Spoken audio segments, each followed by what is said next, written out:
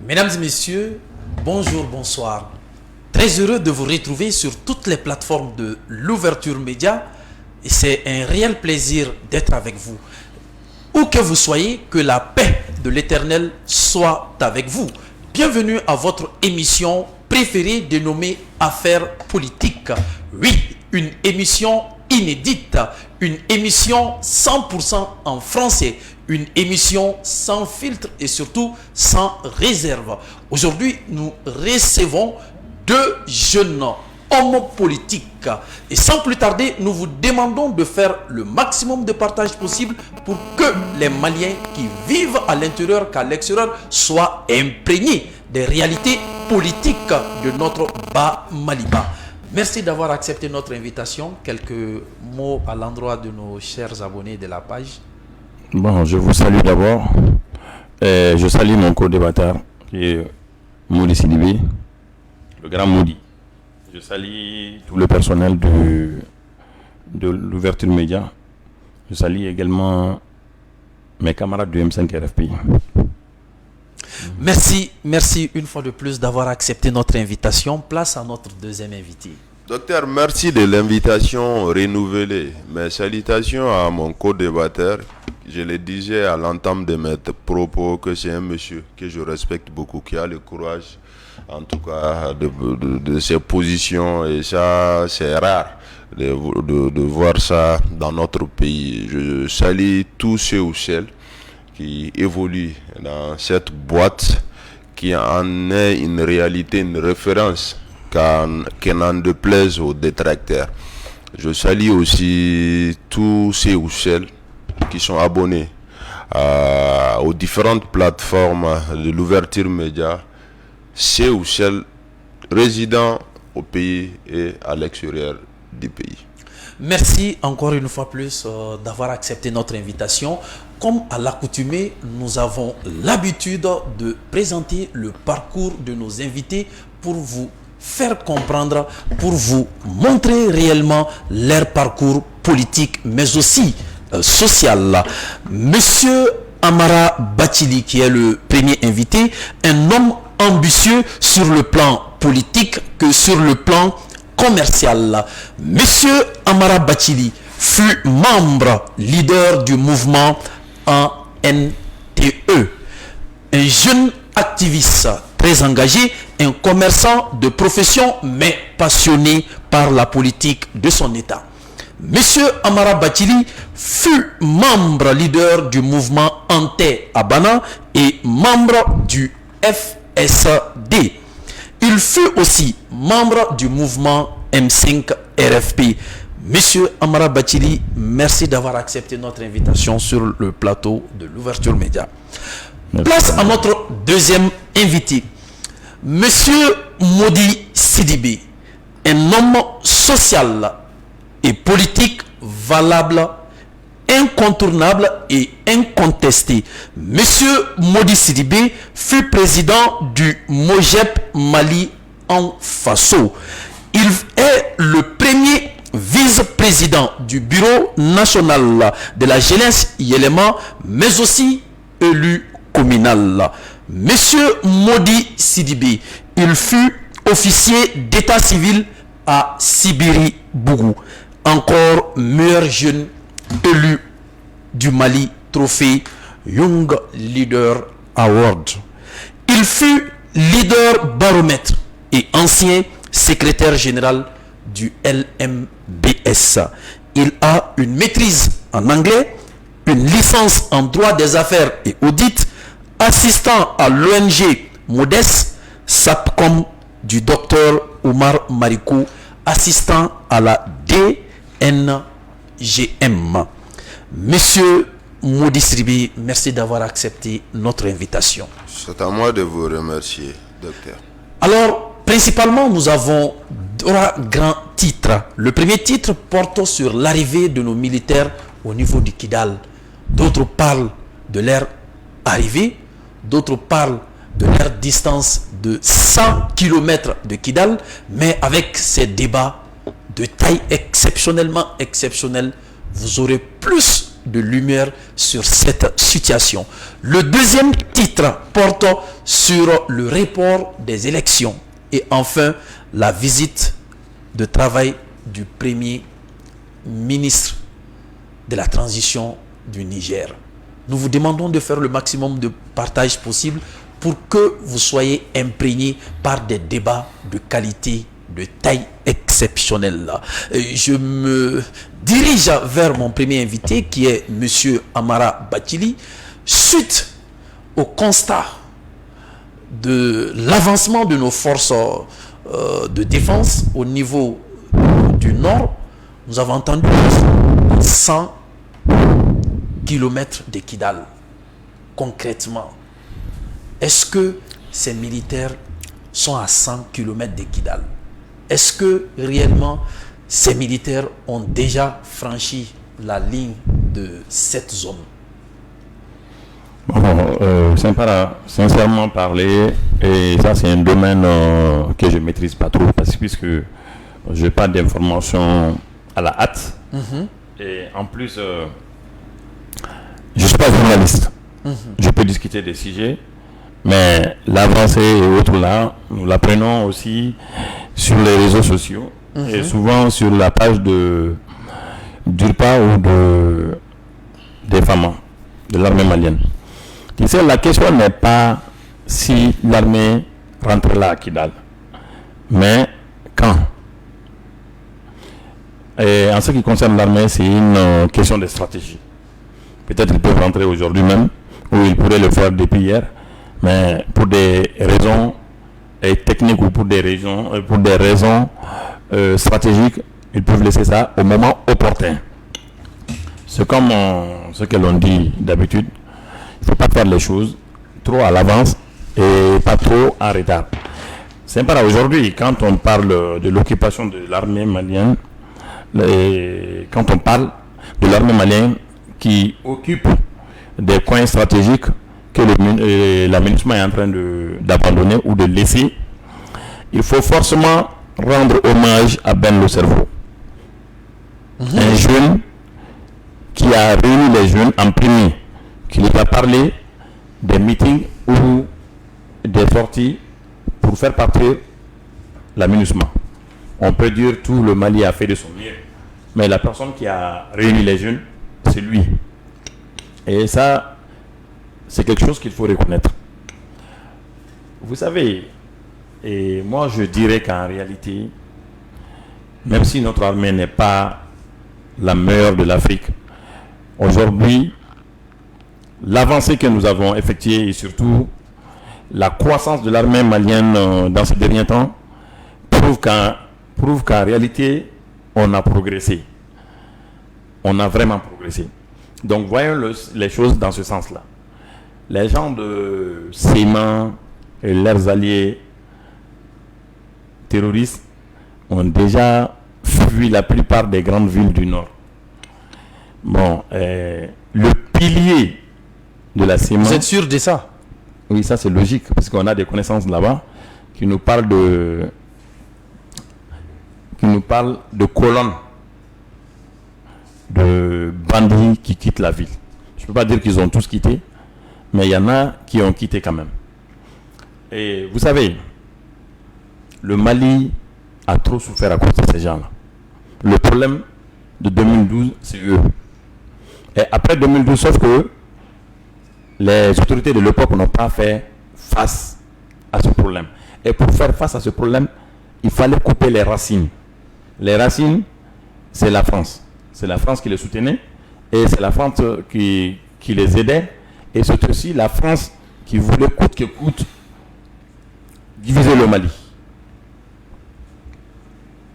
Ok, merci d'avoir donné cet éclaircissement. Monsieur Moudi, suite à ces interventions, il montre en quelque sorte la réticence, sinon l'évasion des responsables djihadistes de se retirer de cette zone de Kidal. Est-ce que réellement cette situation est réellement fondée? Et du coup, Tombouctou, il s'est accentué aussi sur le partage de notre territoire suite à la mauvaise ingérence, la mauvaise implication des puissances étrangères dans la gestion de notre territoire. Est-ce que réellement ce problème n'est-il pas de notre côté vis-à-vis de ces forces étrangères? En tout cas, ce qui est sûr, l'armée est une grande miette. Celui qui parle d'armée parle de stratégie, celui qui parle d'armée parle de discrétion. Moi, je sais quand même qu'à un moment donné, nos autorités ont demandé aux forces onusiennes de plier bagages de chez nous. Et c'est cette demande, l'ONU a accédé à cette demande. Donc, cela ramène à dire que ces forces onusiennes occupent des emprises. Dans le cadre de la rétrocession de ces emprises-là, il y a des bras de fer en quelque sorte entre guillemets qui se passent entre ceux-là qui se disaient occuper en tout cas ces emprises-là. Moi je pense qu'il est ce qui est normal, c'est que ces emprises-là soient occupées par les forces armées et de sécurité. Maintenant pour revenir à ta question, moi je ne suis pas un expert militaire, je ne saurais dire si en toute réalité ou autre que nos armées, notre armée, les FAMA, sont en train de progresser vers Kidal ou sont à Kidal.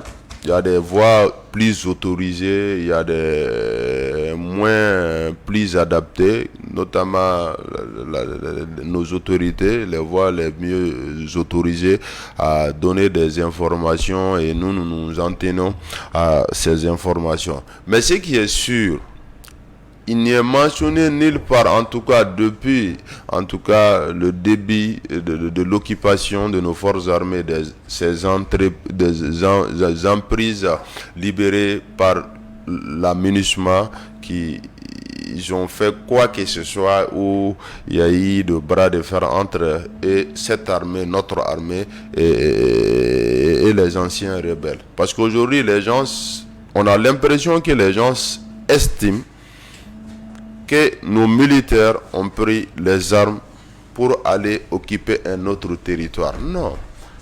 Vous savez que notre sécurité, la sécurité de nos biens incombe à nos forces armées et de sécurité. Quand tu parles de souveraineté, quand tu parles d'indépendance, le symbole de cette souveraineté et de cette indépendance, sans nul doute, l'armée en fait partie. Donc c'est une question sensible. L'armée est dans sa dynamique d'occuper les emprises et tout ce que moi j'ai à dire par rapport à ça ne fait que leur souhaiter bonne chance. Maintenant, en ce qui concerne qu'il y avait des traquenards, des embûches, d'autres puissances extérieures, moi j'ai oublié de le mentionner, je suis quand même membre fondateur du mouvement Yerewolo debout sur les remparts. Même si je ne le suis plus, je fais partie quand même des jeunes qui se sont dressés contre non seulement la venue des forces étrangères sur notre territoire, mais aussi, après leur venue, demander leur départ. Donc cela a des raisons, peut-être qui vont en droite ligne avec la thèse défendue par mon ami Amara Bachili. Voilà, c'est ce que moi je pouvais dire. Je ne peux pas dire plus. C'est des questions d'armée, comme je l'ai dit à l'entame de mes propos, c'est des questions de stratégie, c'est des questions de discrétion, c'est des questions de voies autorisées, des canaux en tout cas autorisés pour parler en tout cas de tout ce qu'ils font sur le terrain. En tout cas, ce qui est sûr, l'armée est en train de vouloir occuper toutes les emprises qui seront libérées par l'aménagement dans le cadre de la rétrocession, en tout cas de ces emprises-là. Merci d'avoir donné cet éclaircissement. Monsieur Amara Bachili, est-ce que l'État, nos autorités disposent les moyens logistiques qu'il faut pour assurer la sécurité au niveau de toute l'étendue du territoire national, précisément au niveau de Kidal, Gao, Tombouctou? Bon, comme Maudit vient de le dire, je ne suis ni expert ni spécialiste, mais je suis quelqu'un qui a la foi. J'ai confiance en notre armée parce que je connais sa qualité, je connais ses capacités, je connais ses compétences. Moi, je suis de ceux qui pensent que l'armée malienne peut occuper tout le territoire malien bientôt. Mais pas sans l'aide des populations locales. Parce que quand vous prenez le cas du centre et même du nord, il y a des tas de gens qui se sont beaucoup liés, des rebelles ou des ex-rebelles.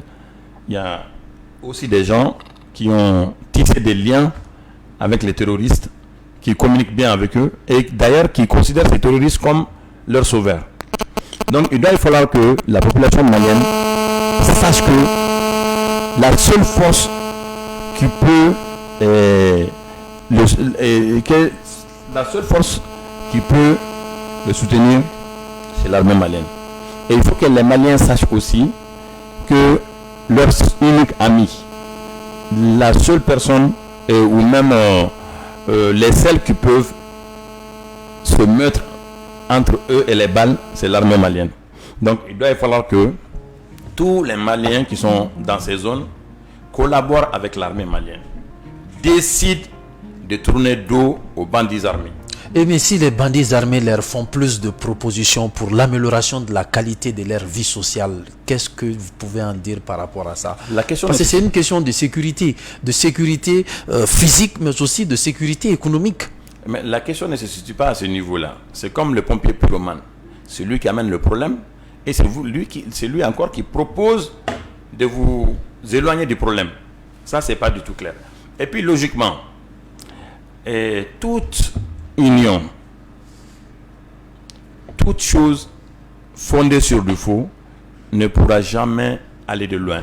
Les mêmes personnes qui les assurent leur sécurité, les mêmes personnes qui leur prennent des propositions, des promesses pour les sauver, c'est ces mêmes personnes qui ont l'habitude de voler leur bétail. C'est ces mêmes personnes qui ont l'habitude de les braquer. C'est ces mêmes personnes qui ont l'habitude de voler leur or et autres. Donc, tout ce que moi j'aimerais dire, ça c'est de faire attention. De faire très attention à ces gens-là qui n'aiment pas le Mali, qui n'aiment pas le bonheur des Maliens et qui font cette lutte-là uniquement pour leurs intérêts personnels. Uniquement pour leurs intérêts personnels. On a vu un moment où il fallait envoyer des valises d'argent à Kidal pour que le président parte là-bas. Et il fallait envoyer de l'argent pour que les cérémonies puissent avoir lieu là-bas. Et ça veut dire que ils ne sont pas dans une logique de Mali, ils ne sont pas dans une logique de bien-être même de Kidal, mais ils sont dans une logique dans une question d'argent. Même les habitants de Kidal le savent, puisque ceux-là qui se disent rebelles de Kidal ou qui se disent de l'Azawad ou même de la SEMA ou des anciens rebelles n'ont jamais lutté que pour leurs intérêts. Tantôt, ils veulent Mais chacun vise l'intérêt de sa communauté. Ça, d'abord, est-ce que au lieu de donner ces valises remplies des millions et des milliards, est-ce qu'il n'est pas important de créer une activité économique pour mettre fin à ça une bonne fois pour toutes? Bon, je vais te dire, moi je suis de Nioro du Sahel, dans la région de Kaï. Et je fais pratiquement toutes les régions du Mali. Dans toutes les régions, il y a des gens qui travaillent. Moi, je suis pratiquement et précisément de Gadjaba Kadja. Que ce soit notre route, et notre barrage, nos forages, nos champs maraîchers et tout ce que nous avons chez nous là, même les poteaux électriques, les poteaux de téléphone de l'époque et même les lignes, les grands poteaux de Malitel et Orange là, c'est notre village qui a tout financé de A à Z. Notre dispensaire et la mairie, les impôts, la coopérative, le stade, la maison des jeunes, ça ne finit pas. D'accord. Ça ne finit pas. Merci. Bon, dans ce cas, il faut se demander si eux, ils sont plus maliens que nous ou si ils ont plus de privilèges sur le Mali que nous.